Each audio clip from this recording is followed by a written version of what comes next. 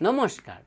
মই ডক্টৰ অৰুণ পাল আপোনালোকৰ সন্মুখত আৰু এটা ধুনীয়া উপায় লৈ আহিছোঁ এই উপায়টো হ'ল আজিকালি দেখা যায় যে সন্তানৰ ভাৱে গৃহৰ মাজত অশান্তি সৃষ্টি হৈছে কাৰোবা মেৰিড হৈছে কিন্তু তেখেতে সন্তান প্ৰাপ্তি হোৱা নাই বহু বছৰ হৈছে কাৰোবা দেখা যায় সন্তানৰ যোগ পোৱাই নাই তাৰ কাৰণে এটা টেনচন থাকে এনেতো কৰ্মৰ কাৰণে টেনচন গৃহৰ টেনচন লাগিয়ে থাকে তাৰ লগতে আৰু এটা টেনচন হৈ গ'ল সন্তান প্ৰাপ্তি তাৰ বাবে মই এটা সহজ উপায় দিবলৈ বিচাৰিছো আপোনালোকে পালন কৰক খুবেই সুফল প্ৰাপ্তিৰ যোগ থাকিব তাৰ বাবে আপোনালোকে এটা কলা কুকুৰ পালন কৰিব কিন্তু কলা কুকুৰক আপোনালোকে কুকুৰ বুলি পালন নকৰিব শ্ৰদ্ধাপূৰ্বক তাক ভৈৰৱ দেৱতা বুলি জ্ঞান কৰিব তাক সদায় খোৱা লোৱা ভালদৰে দিব